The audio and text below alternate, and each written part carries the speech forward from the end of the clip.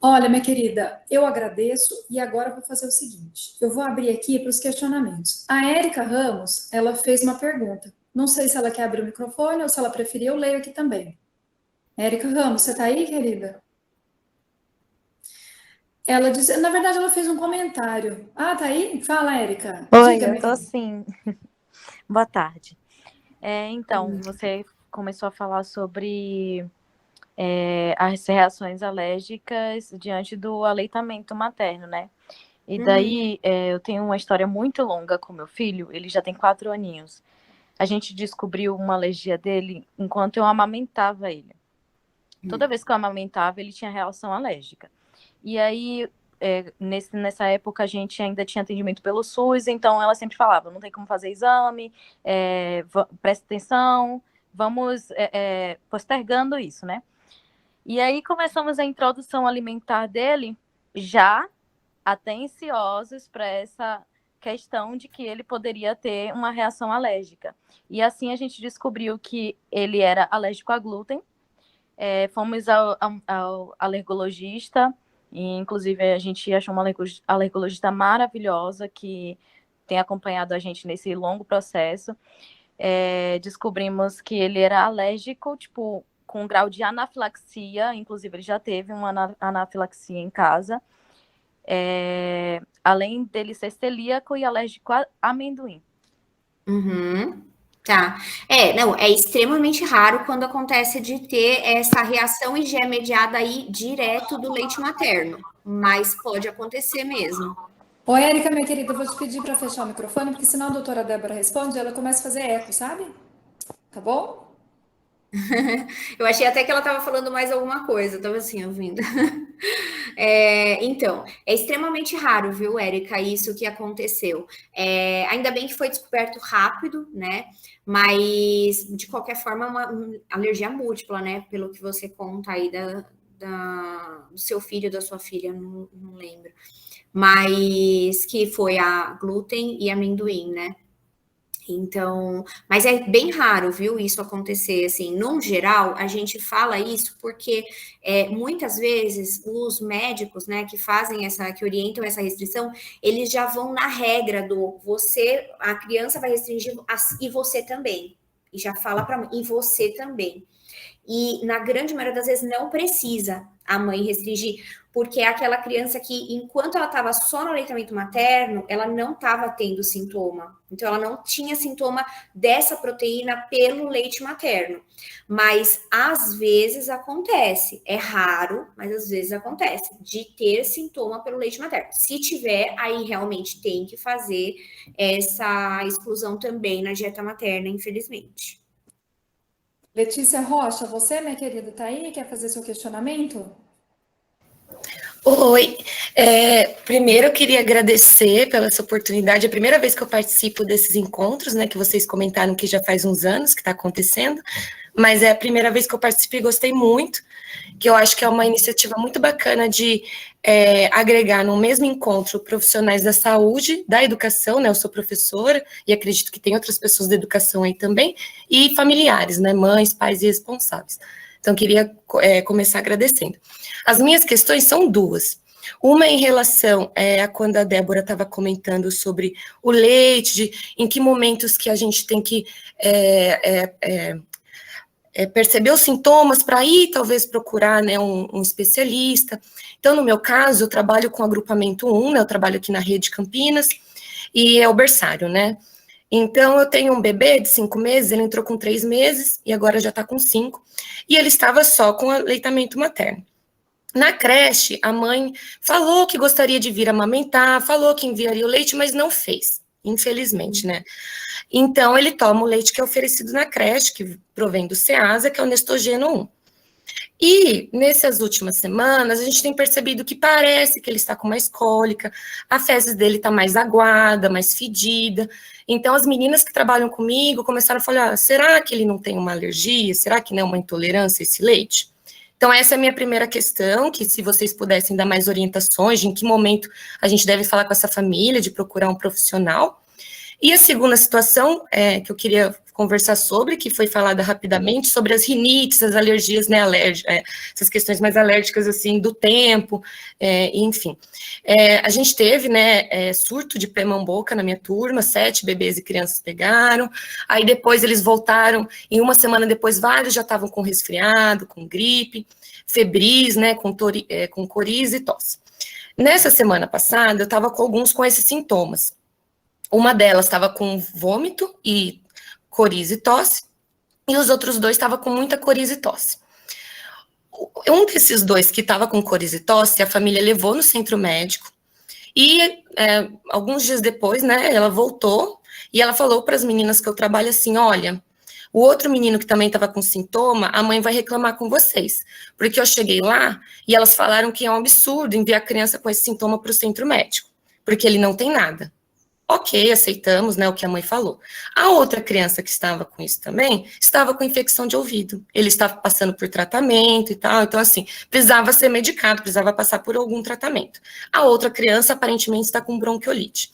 Então, assim, o que eu queria perguntar é em que momentos a gente tem que conversar com a família sobre orientar seria ideal passar por um atendimento médico, porque nós da educação, nós não temos todo esse conhecimento que vocês têm, nós somos de outra área, mas nós estamos lá observando a criança por muitas horas, né, lá no berçário elas ficam 11 horas com a gente. Então, quando a gente percebe esses sintomas, a gente já conversa com a mãe e fala, olha, a gente percebeu que está com o peito carregado, que está com uma tosse carregada, enfim, né, e aí a gente às vezes escuta isso, de como assim, a gente ainda de cuidar demais, aí quando chega no médico, o médico solta essa, entendeu? Então, são essas minhas questões. Obrigada. Letícia, e com relação à tolerância à lactose, você até perguntou aqui, né, se é para o resto da vida ou se ao longo da vida o organismo pode produzir lactase. Doutora Débora, Ah, tá. Bom, tá, sobre a lactose, eu só não posso esquecer qual foi a primeira pergunta dela. Mas sobre a questão da intolerância à lactose, assim, existe a intolerância à lactose que ela é genética, né? E às vezes acontece desde pequenininho, não é tão comum, tá? Existe aquela que é a mais comum, que é ao longo dos anos a gente vai diminuindo mesmo a produção da enzima, né, da lactase, e vai se tornando mais intolerante, quer dizer, vai ficando mais difícil a digestibilidade, a quebra da lactose, que é esse açúcar, e vai começando a apresentar sintomas. E existe bastante, e até mesmo em criança pequenininha, né, em criança pequenininha ou adulto, mas mais até no nenê, porque nenê tem muita jeca, né? A infecção viral lá que dá diarreia, vômito. E o vírus, ele altera a microbiota, né? Então, ele faz essa alteração e meio momentânea aí, né? Depende aí do tempo o tempo que vai restabelecer o equilíbrio é de cada um, né? Mas ela tende a ser momentânea. Então, nesse período momentâneo que a microbiota não tá tão legal, algumas vezes a criança apresenta sintomas de intolerância à lactose, porque daí ela não consegue quebrar também muito bem a lactose, né? E começa a produzir aqueles sintomas. Mas aí é aquilo que depois, quando a criança volta ao normal, o intestino volta, tudo bem, né? Ficou 100% zeradinha, consegue consumir novamente aí o alimento com lactose sem problema nenhum. E aí foi só naquele momento momentâneo. Certo, só corrigindo que foi a Angélica que fez essa questão da intolerância. Então, Angélica, está solucionada a sua dúvida? Você tem mais algum comentário? Bom, eu acho que foi isso mesmo. Tá. Obrigada. E aí, da primeira questão, agora, de quem que foi mesmo? Foi da Letícia, agora a Letícia que fez isso. 2 questões. Isso, a primeira questão da Letícia que surgiu aquela dúvida, né, por conta das fezes. Então, esse sintoma que você cita, né, aí de começar a ter as fezes mais amolecidas, né, uma dúvida, será que está sendo o glúten?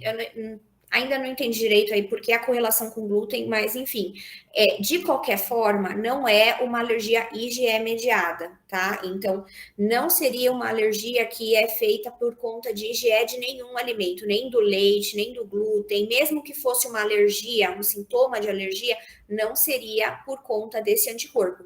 Então, não existe essa necessidade de exame, tá? Então, só contextualizando aqui. Mas, uma vez que surgiu a dúvida, eu acho que muitas vezes não surge só na sua cabeça, né? Ou na sua, ou na dos outros que estão aí na escola. Vai ter surgido essa dúvida provavelmente na cabeça da mãe, né? Ou na cabeça do pai, ou de alguém, algum familiar. E se vocês têm essa dúvida e vocês estão com a criança, a mãe tá confiando a vida dela com vocês. Então, se vocês têm essa dúvida, né? Tem esses sintomas, eu acho válido até vocês falarem, né, contarem o que vocês acham e até orientar a mãe a procurar uma avaliação, né? Porque daí é algo que a gente não dá para eu fazer, por exemplo, por aqui, né? Aí precisa sentar, precisa examinar a criança, precisa conversar de todos os antecedentes, precisa ter uma consulta, né, de verdade com a família.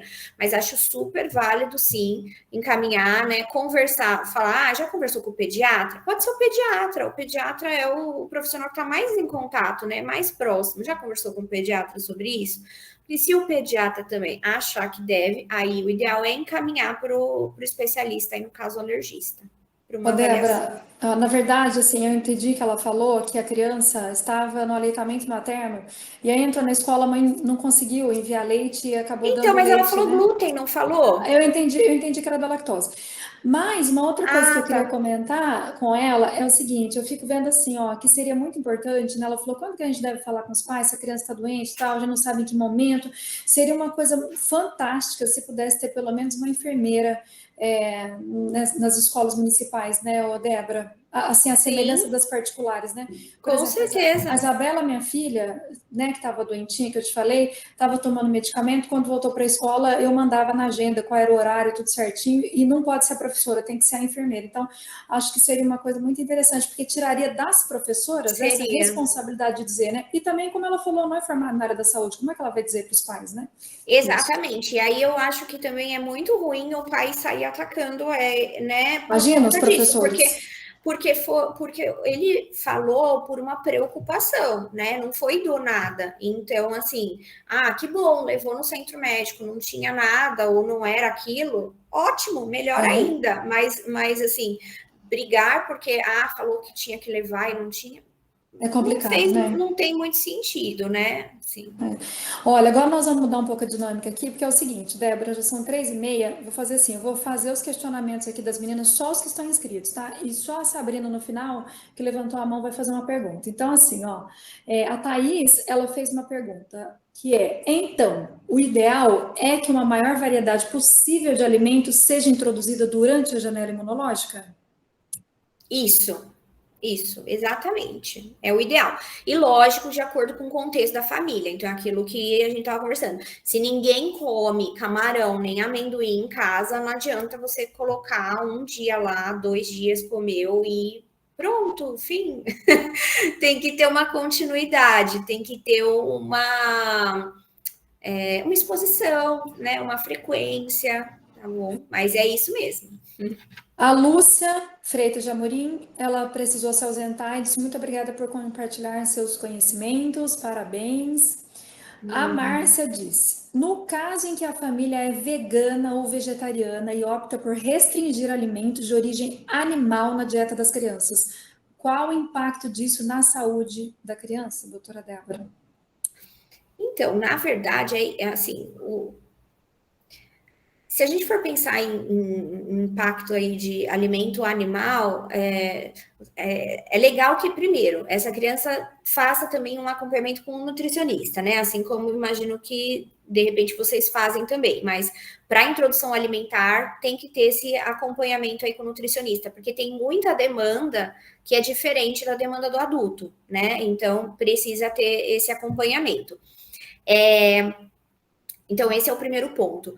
Com relação aí às vitaminas, né, aos ácidos graxos, a essa questão aí da imunidade, tem muito mais essa questão de estudos aí com os vegetais, com as frutas, com as fibras, do que realmente com as carnes, tá? Com o alimento aí de origem animal. Mas é isso, tem algumas coisas que só eles fornecem, por exemplo, a vitamina B12, né? Então, provavelmente deve suplementar a vitamina B12, então tem que ter esse acompanhamento, né? E a B12, ela é importante sim para o sistema imunológico, né? Ela é bem importante também para o sistema imunológico. Então, ela é um dos pontos, né?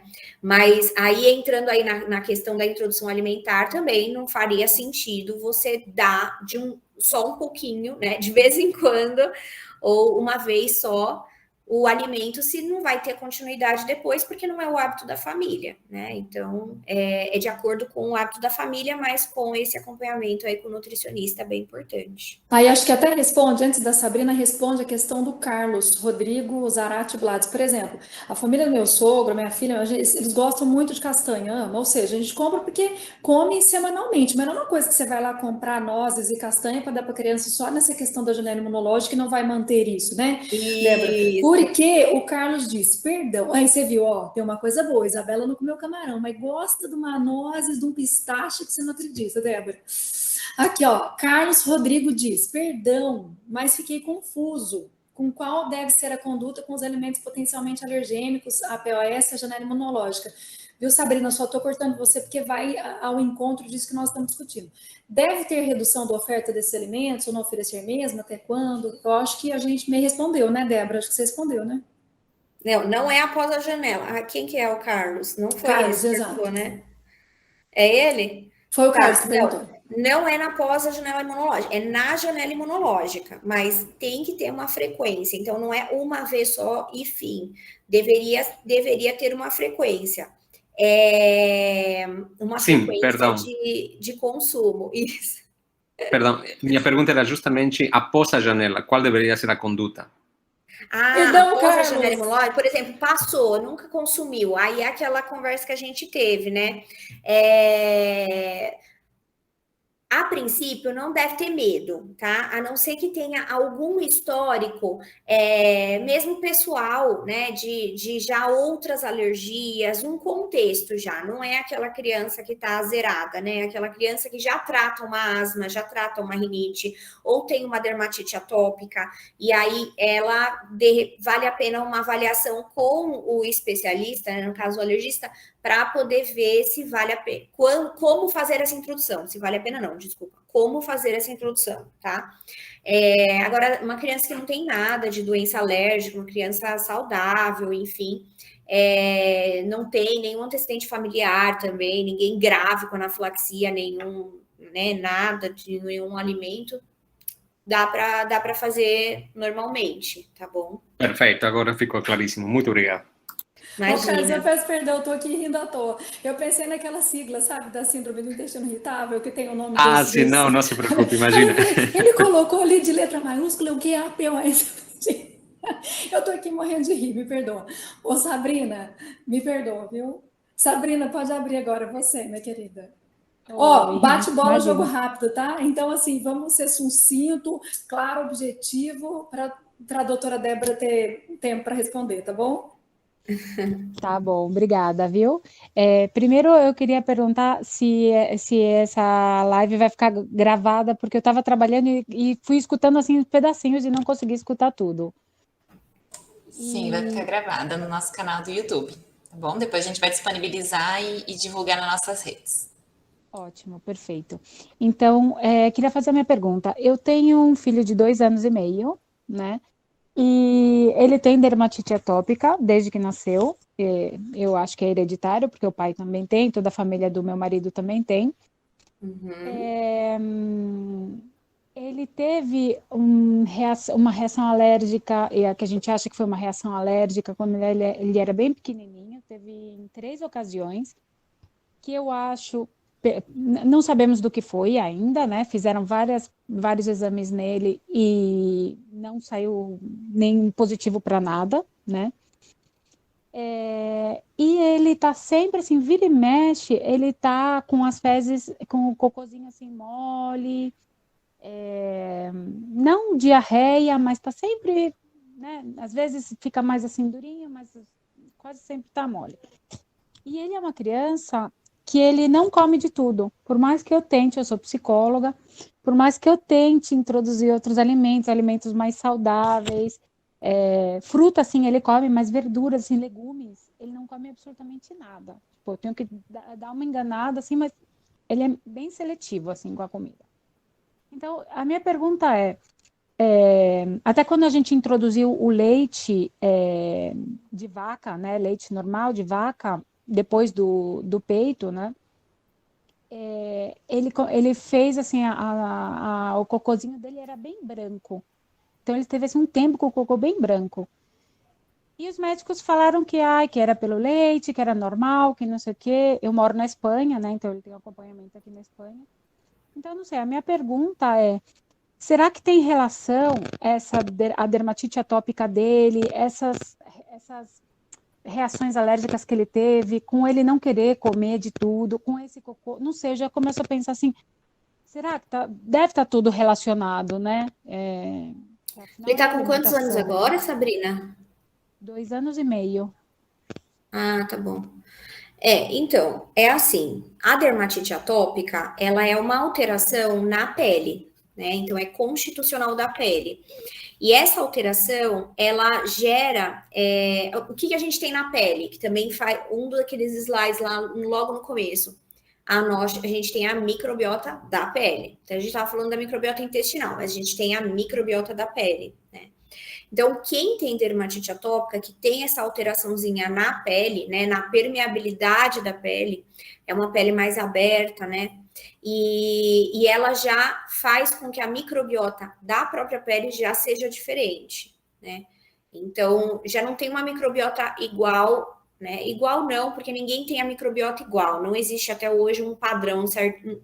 Uma coisa assim, uma quantidade, tem que ter tantas bactérias, quais são, né? Cada um tem a sua microbiota, né? Mas sabe-se que as bactérias mais do bem, vamos dizer, não tão frequentes assim quanto na pele de quem não tem dermatite atópica. Então já existe uma alteração dessa microbiota da pele.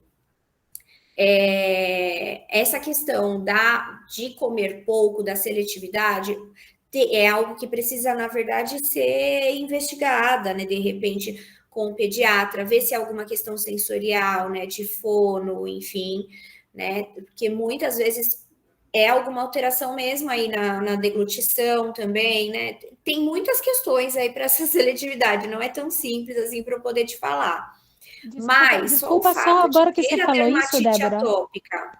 Oi? Desculpa, só te interromper um segundo. Agora que você falou isso, eu lembrei que eu queria comentar isso também. Ele teve como se fala, não sei como se fala em português, o frenilho, a língua presa, sabe, quando nasceu? E tiveram que cortar 2 vezes. Sim. Então assim, de repente vale a pena, né, essa avaliação com a fono, ver por que dessa seletividade, se tem alguma base, né, assim, por trás, alguma coisa que possa ser trabalhada, que isso vai ajudar.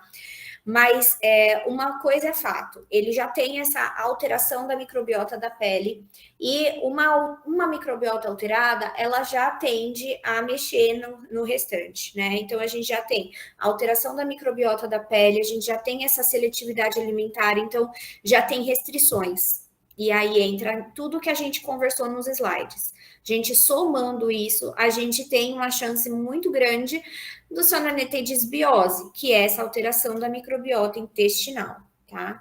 E aí, essa microbiota intestinal estando alterada, não é difícil mesmo você ter aquele nenê realmente, o padrão do cocô é complicado.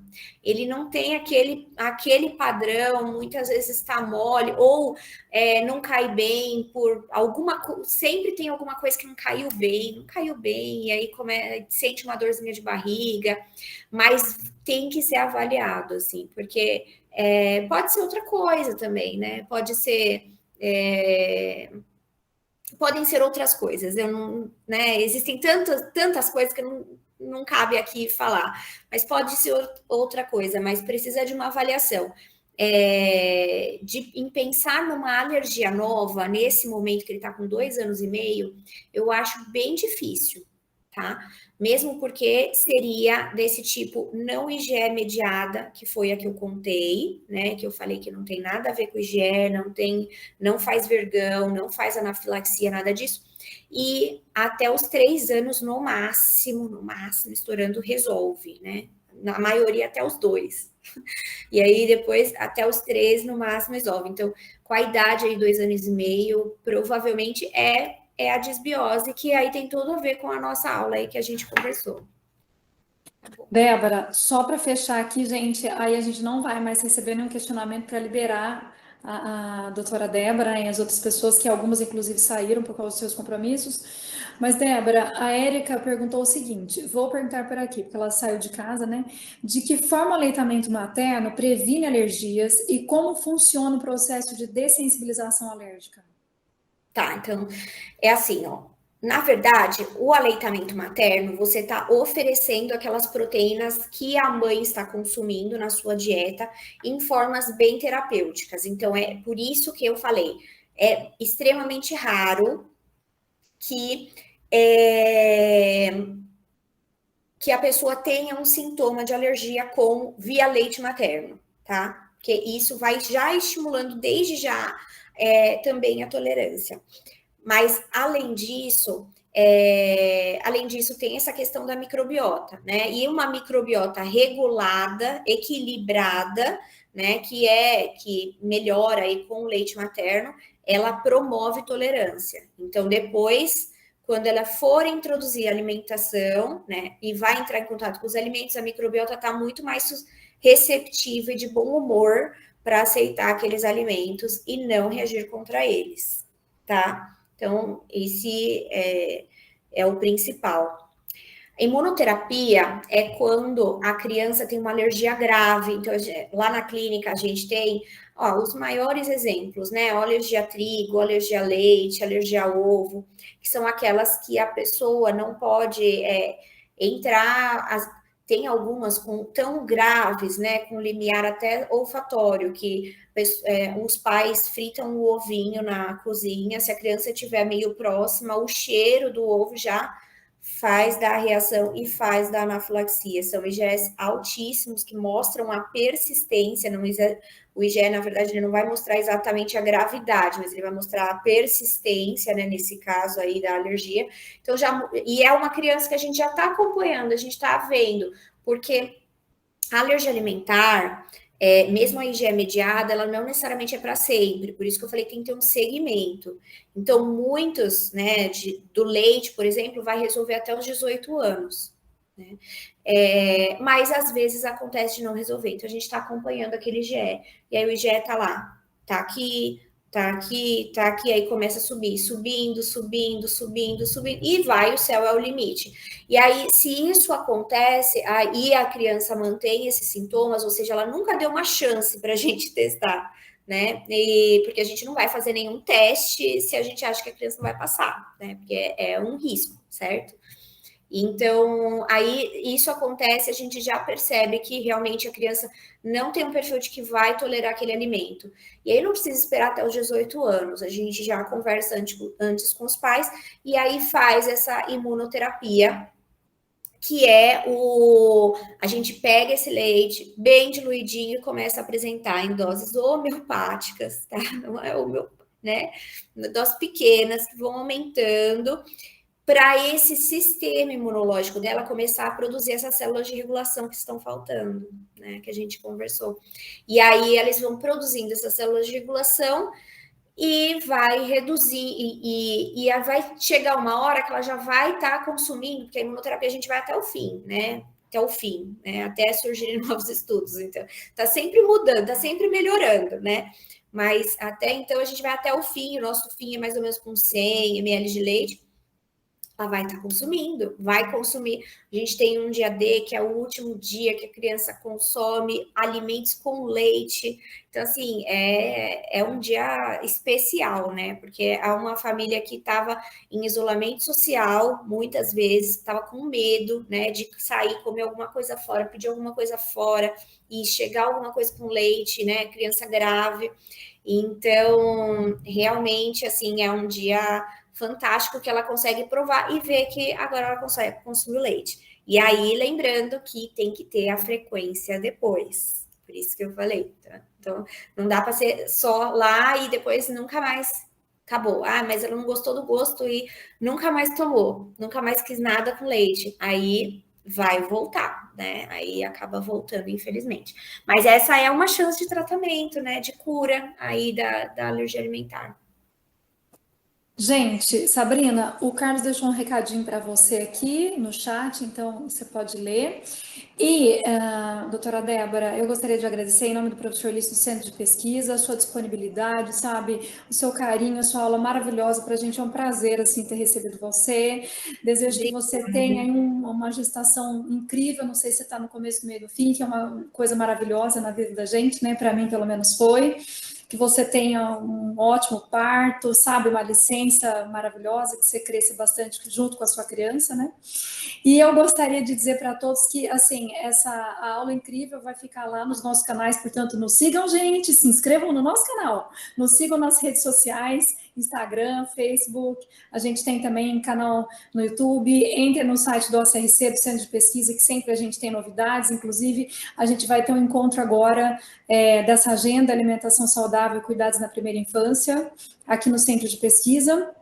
Então, todos estão muitíssimo convidados, inclusive aqueles que estão fora do Brasil, né? Como é o caso da Sabrina, que está na Espanha. A gente sempre tem gente de tudo quanto é lugar, viu, doutora Débora? Do Nordeste, maravilhoso, do Rio de Janeiro, de Minas.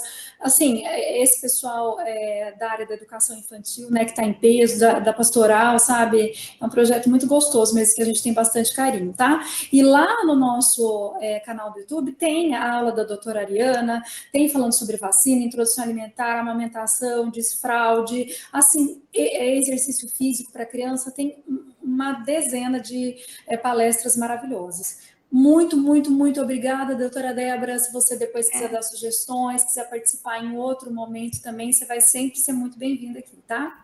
Agradeço novamente.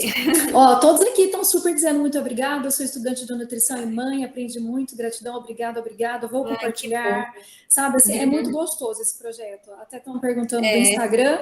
Olha, Lê, você coloca o Instagram aqui no chat, fazendo um favor? Eu coloquei todas as nossas redes sociais. Acessos, nossas redes sociais, e lembrando que o evento vai ser presencial, mas a gente também vai fazer online, então todo mundo vai poder participar também. Fiquem atentos. Exatamente. Então tá bom, um beijo para você. Muito obrigada, doutora Débora, para todo mundo, viu? Tchau, obrigada. Até mais, gente. Tchau, um abraço. Tchau, tchau.